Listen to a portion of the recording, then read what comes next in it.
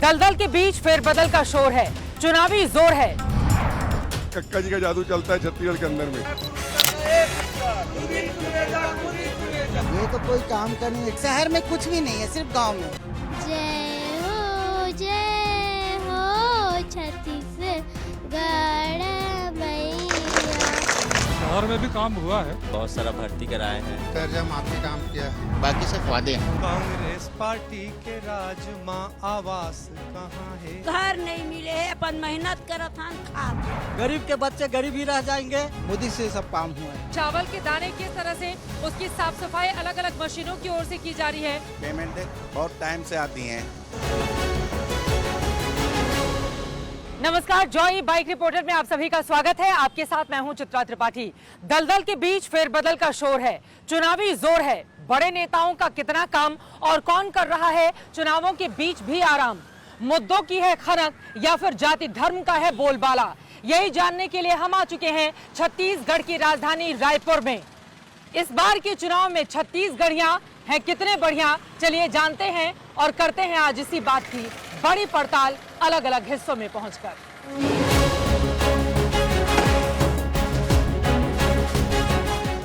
बिल्कुल, जॉय ई bike reporter इसी पड़ताल पर तो निकली है कि धान का कटोरा किसके हिस्से आएगा, छत्तीसगढ़ में किसके हिस्से खीर आएगी और किसके हिस्से पीर आएगी।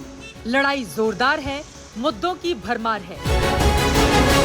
छत्तीसगढ़ का मिजाज बताता है कि यहाँ की जनता पूर्ण बहुमत की सरकार पर भरोसा करती है और जिसको भी चुनावी दहलीज पर लेकर जाती है उसके लिए छप्पर फाड़ कर वोट करती है।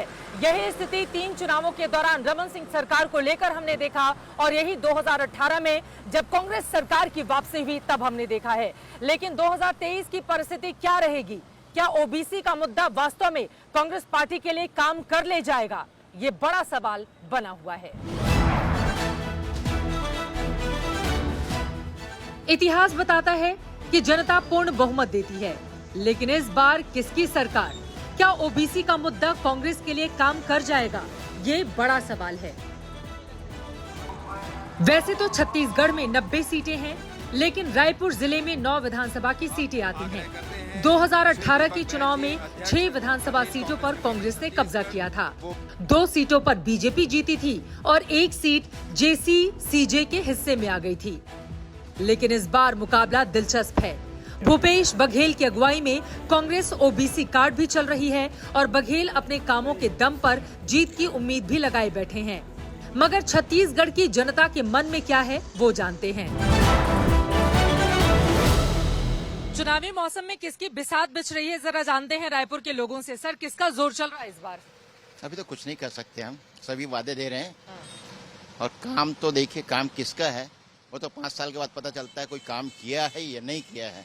अब तो 5 साल हो ही गए तकरीबन भूपेश बघेल की सरकार को, तो कामकाज किया है उन्होंने? नहीं किया है। कुछ काम किए हैं, बाकी सिर्फ वादे हैं। अधिकतर आत्मानंद ने किया है, जो स्कूल खोला है उसमें कई जगह तो टीचर नहीं है, जहाँ टीचर है वहाँ बच्चे नहीं है, ये उसमें कंडीशंस हैं उसमें। तो ये बड़ी समस्या आपको लगती है। सर, आप आए बताएं कि किसका जोर चल रहा है चुनाव में? नेता कौन सा बढ़िया छत्तीसगढ़िया के लिए? छत्तीसगढ़िया के लिए जैसे भूपेश बघेल जी ने गांव तरफ बहुत अच्छा काम किया हुआ है, तो स्वाभाविक है कि गांव से उनको अच्छा समर्थन मिलेगा। और शहर के बारे में तो शहर में भी काम हुआ है, कौन अच्छा काम किया है राज्य के लिए? राज्य के लिए भूपेश बघेल अच्छा काम किया है। अच्छा काम किए हैं। सबसे अच्छा काम कौन सा लगा? सबसे अच्छा काम किया शिक्षक विक्षक बच्चों लोग के लिए बहुत सारा भर्ती कराए हैं। अच्छा काम किया, किसानों के लिए काम किया है और शिक्षकों के लिए काम किया है, कर्जा माफी काम किया है। ये जो जातिगत जनगणना और ओबीसी का मुद्दा उठाया जा रहा है, इसका फर्क पड़ेगा या दूसरे मुद्दे ज्यादा भारी हैं इस पर? नहीं, फर्क पड़ेगा। छत्तीसगढ़ के मन में क्या है, इसका फैसला 17 नवंबर को छत्तीसगढ़ के लोग करेंगे और परिणाम पता चलेगा 3 दिसंबर को। मध्य प्रदेश से अलग होकर 1 नवंबर साल 2000 को छत्तीसगढ़ अलग राज्य बना। अटल बिहारी वाजपेयी सरकार का ये वादा था जो उनकी ओर से पूरा किया गया। यही कारण रहा कि गठन के 3 साल के भीतर ही यहाँ पर बीजेपी की रमन सिंह के नेतृत्व में सरकार बनी जो पूरे 15 साल तक चली। बेशक छत्तीसगढ़ बीजेपी के शासन में बना, मगर यहाँ पर पहली सरकार कांग्रेस ने ही बनाई थी। नवंबर 2000 में अजीत जोगी पहले मुख्यमंत्री बने थे, मगर इन 23 वर्षों में महानदी में बहुत पानी बह गया है और रायपुर में तो अब भी लोगों की मिली जुली ही राय है। कुछ लोगों को भूपेश बघेल का काम पसंद आ रहा है, तो कुछ लोग मोदी के नाम पर मतदान करने के लिए तैयार दिखते हैं। इन महिलाओं के मन में कौन सा नेता है, कौन सी पार्टी है? बीजेपी। क्यों? मोदी जी के कारण। मोदी जी की वजह से? अच्छा काम किया है। बहुत बढ़िया। कौन सा काम गिनाना चाहेंगी जो अच्छा? मैं रोड को ही बोलेंगे, जितने क्लीन उनके समय में था अभी नहीं है। ये हम लोग छठ करते थे, ये सब इतने साफ रहते थे, ये अभी नहीं है। महिलाओं को लुभाने का काम किया जा रहा है, मगर महिलाओं के मन में क्या है? भूपेश बघेल की सरकार ने किसानों को साधने के लिए कई योजनाएं चलाई हैं, जिनमें राजीव गांधी किसान न्याय योजना, नलकूप खनन के लिए किसान समृद्धि योजना, कृषि यंत्र सेवा केंद्र स्थापित करने की योजना, सौर सुजला योजना। दरअसल किसानों पर जोर 2018 में बघेल के सत्ता में आने के बाद से ही शुरू हुआ। सत्ता में आते ही तुरंत किसानों की कर्ज माफी की गई। राजीव गांधी किसान योजना के जरिए किसानों से धान को 2500 प्रति क्विंटल खरीदने का ऐलान किया गया। किसान बघेल की सरकार से कितना संतुष्ट हैं, ये तो वो चुनाव में बताएंगे, मगर आम लोग आरोप लगा रहे हैं कि सरकार भेदभाव कर रही है। वही भेदभाव है। कैसा भेदभाव? मतलब हाँ, यहाँ गांव का सियान नहीं दे रहा है। यहाँ के कौन नहीं दे रहा है? सरपंच। यहाँ के जो सरपंच है वो पैसा नहीं दे रहे हैं आप लोगों को? हाँ, उसको भी रोकवा दिया है मैडम। क्यों रोकवा दे रहे हैं? पता नहीं है, अब शासन दे रहा है, उसको भी रोकवा दिया है। सरपंच यहाँ के बदमाशी कर रहे हैं। कौन सी पार्टी से भी नहीं, वृद्धा पेंशन भर रहे हैं, उसको भी नहीं। हाँ, कौन सी पार्टी? कांग्रेस है। कांग्रेस। कांग्रेस से हैं। मकान के लिए पैसा नहीं दे रहे हैं? नहीं दे रहा है। गांव का आदमी बगैर लाग लपेट के बताता है कि कुछ इलाकों में सरकार भेदभाव कर रही है, लेकिन इसी गांव में आपको छत्तीसगढ़ के कुछ खूबसूरत रंग दिखते हैं। इन बच्चों का सियासत से कोई सरोकार नहीं, मगर इनके सुर सुनिए। हाथी भालू दोनों में था सच्चा सच्चा मेल, दोनों मिलकर खेल रहे थे लुका छुपी का खेल। हाथी बोला सुन भाई बारू, अब मैं छिपने जाता हूँ, पानी वाली जगह मिलूंगी, पक्की बात बताता हूँ। अभी खबर दिल्ली से आई, मक्खी रानी उसको टिड्डे ने हाथी को मारा। हाथी क्या करता बेचार, घुस बैठा मटके के अंदर। मटके में थे 2.5 बंद। उन्हें देखकर हाथी रोया, रोते रोते फिर वह रुकी नहीं आंसू की धारा। मटका बना समुंदर खान लगे डूबने, हाथी बंदर फंसे हुए थे उसके अंदर। रोना सुनकर आया मच्छर, लाज जमाई उसने कसकर। मटका फूटा, वहाँ समुंदर निकल पड़े सब हाथी बंदर। इंद्रावती पखरे तोर पैया, माहू पावे परा तोरे भुइया। जय हो छत्तीसगढ़ मैया। बच्चियों का राग तो खूबसूरत है, मगर जनता किसके राग गाएगी, ये सवाल बना हुआ है। सवाल यह है कि जो छोटे व्यापारी हैं या छोटे दुकानदार, वो इस बार रायपुर की कमान किसके हाथों में देंगे? ये बताइए, आप लोगों के लिए अच्छी सरकार या नेता कौन सा ठीक लगता है? नरेंद्र मोदी। मोदी ठीक लगते हैं, क्यों? नहीं, वो सब साथ देते। आप लोगों को मुफ्त में अनाज मिल रहा है? हाँ, मिल रहा है। गैस का चूल्हा मिला है? नहीं, गैस का चूल्हा भी नहीं मिला है। नहीं मिला, लेकिन अनाज मिल रहा है। मिल रहा है। अच्छा, आपको लग रहा है कि मोदी जी ठीक काम कर रहे हैं? ठीक काम कर रहे हैं। और बाकी जो नेता हैं दूसरी पार्टियों के? नहीं, कुछ नहीं किया है। वो लोग कुछ नहीं किए हैं, केवल मोदी जी ठीक लगते हैं। ये है आम लोगों के मन की बात। राशन मिलता है तो मिलता है, जहाँ समस्या है तो समस्या है। छत्तीसगढ़ को धान का कटोरा कहा जाता है। धान की फसल भी या तो पक गई है या पकने वाली है, मगर छत्तीसगढ़ के लोगों के मन में क्या पक रहा है?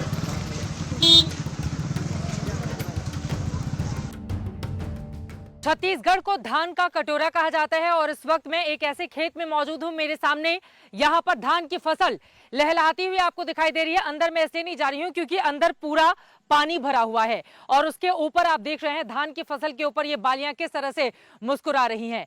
धान का कटोरा छत्तीसगढ़ को इसलिए कहा जाता है क्योंकि 20,000 से ज्यादा प्रजातियों वाले धान की किस्में यहाँ पर उगाई जाती हैं। किसानों पर सरकार का सबसे ज्यादा फोकस है। इसी वजह से भूपेश बघेल सरकार की ओर से 2018 में सत्ता में आने के बाद एक तरफ किसानों की कर्ज माफी की घोषणा के वायदे को पूरा किया गया, तो 2023 के चुनाव के ठीक पहले उनकी ओर से इस बारे में वादा भी कर दिया गया है। अब किसानों का विश्वास एक बार फिर से कांग्रेस की सरकार पर क्या बनेगा या फिर बीजेपी बाजी मार ले जाएगी, ये देखना रहेगा महत्वपूर्ण।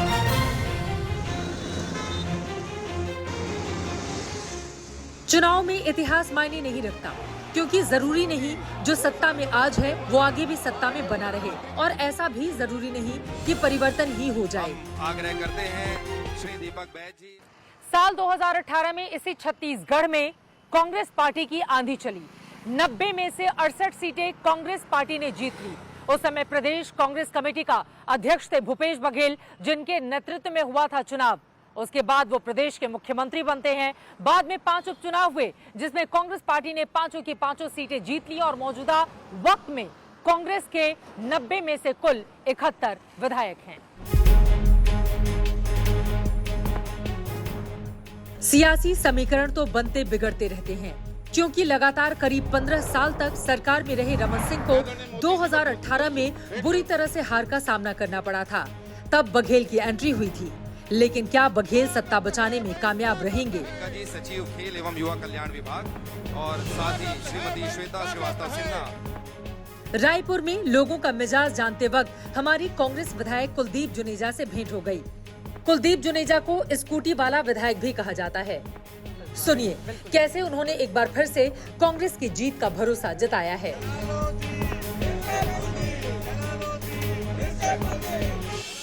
रायपुर उत्तर विधानसभा में इस वक्त मेरी मौजूदगी है। कुलदीप जुनेजा जी हमारे साथ हैं और स्कूटी वाले विधायक जी के तौर पर इनकी यहाँ पर पहचान है। सर, आप तो बिल्कुल नेशनल मीडिया में छाए हुए हैं, स्कूटी वाले विधायक जी। सब आप लोगों की मीडिया वालों की मेहरबानी है कि जैसे मेरे जैसे व्यक्तियों को आप लोगों ने दिल्ली की पूरे नेशनल न्यूज बना दिया, मेरे लिए मेरे को दिखाया है, तो आप लोगों का आभार, आप लोगों का धन्यवाद। कांग्रेस पार्टी के आप प्रत्याशी भी हैं, एक बार फिर से दमखम के साथ चुनावी मैदान में उतर रहे हैं। कौन सा मुद्दा होगा जिसके आधार पर आपको लगता है कि यहाँ की जनता एक बार फिर से आपको मौका देगी? देखिए, यहाँ की जनता नहीं, पूरे प्रदेश की जनता, और मेरे मुद्दों पे नहीं, मुख्यमंत्री भूपेश बघेल जी के मेन मुद्दे हैं और उनकी जो योजनाएं हैं, पूरा प्रदेश उनके काम को देख रहा है, पूरा प्रदेश उनके काम को जान रहा है। पूरा देश में लोगों ने छत्तीसगढ़ को कई उनके कामों को प्रथम स्थान भी दिया है। और मुख्यमंत्री जी जो है ना, हमारे ऐसा काम करते हैं कि एक एक आदमी छत्तीसगढ़ का ऐसा लगता है उनको कि हमारा मुख्यमंत्री हमारा भाई मुख्यमंत्री है। स्कूटी वाले विधायक को पूरा भरोसा है कि दोबारा वो जीतेंगे और छत्तीसगढ़ में कांग्रेस की सरकार फिर से बनेगी। मगर खुद जुनेजा को लेकर रायपुर के लोगों की राय क्या है वो सुनिए। कुलदीप जुनेजा ये तो कोई काम का नहीं है, खाली नमस्कार नमस्कार करके जोड़ दिया, कोई काम नहीं किया।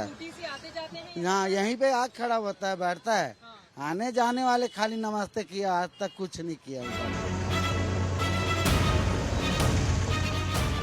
कई बार नेताओं को लगता है कि जो वो सोच रहे हैं वही सच है, मगर लोकतंत्र के इस पर्व में असली खेल तो मतदाता करता है, क्योंकि वही है भाग्य विधाता। बहरहाल, जैसे कांग्रेस ने प्रचार में पूरा जोर लगा रखा है, वैसा ही जोर बीजेपी की ओर से भी लगाया गया है। बीजेपी ने इस बार रायपुर की धरसीवा सीट से छत्तीसगढ़ी फिल्मों के मशहूर एक्टर और सिंगर अनुज शर्मा को टिकट दिया है। छत्तीसगढ़ियां सबसे बढ़िया हम लोग तभी बोलेंगे जब आप कुछ सुनाएंगे। लोगों के बीच जाकर क्या गुनगुना रहे हैं आप? कांग्रेस पार्टी के राज मां आवास कहाँ है, वादा खिलाफ है ते खर विश्वास कहाँ है, जन घोषणा फेंका गे है अब आस कहाँ है, दारू चखना के सरकार पूछे गिलास कहाँ है। शराब का ऐसा अवैध धंधा चल रहा है कि गली गली में शराब के अवैध शराब के कोचिए घूम रहे हैं, गांव गांव में शराब बिक रहा है और यहाँ के युवाओं को नशेड़ी बनाने का षड्यंत्र कर रही है सरकार। बड़े शहर में मन खेरे तुर काम कहाँ है, अजट गजट लखोज तुर नाम कहाँ है, छत्तीसगढ़िया सबले बढ़िया तुर दाम कहाँ है, रावण करत है राज रे तुर राम कहाँ है। एक अभिनेता नेता बनकर उतरे हैं, सिनेमाई पारी तो शानदार रही है, मगर सियासी पारी इनकी कैसी रहेगी ये तो समय ही बताएगा, क्योंकि बीजेपी ने बघेल सरकार में भ्रष्टाचार, अपराध और शराब को बड़ा मुद्दा बना लिया है। गढ़बो नवा छत्तीसगढ़, जगह जगह इस तरह के बोर्ड आपको दिख जाएंगे। होर्डिंग्स भी कई जगहों पर लगी हुई हैं, जिसके जरिए भूपेश बघेल सरकार की ओर से ये संदेश दिया जा रहा है कि नया छत्तीसगढ़ बनाने का प्रण और संकल्प हमने ले लिया है। लेकिन आपको बताते चले, चुनौतियां उनके सामने कहीं ज्यादा है, क्योंकि बार बार बीजेपी की ओर से भ्रष्टाचार को सबसे बड़ा मुद्दा बनाकर छत्तीसगढ़ की सरकार को घेरने की जा रही है कोशिश। अब ये नारा कितना सफल हो पाता है, ये देखना रहेगा महत्वपूर्ण। हम बढ़ते हैं आगे।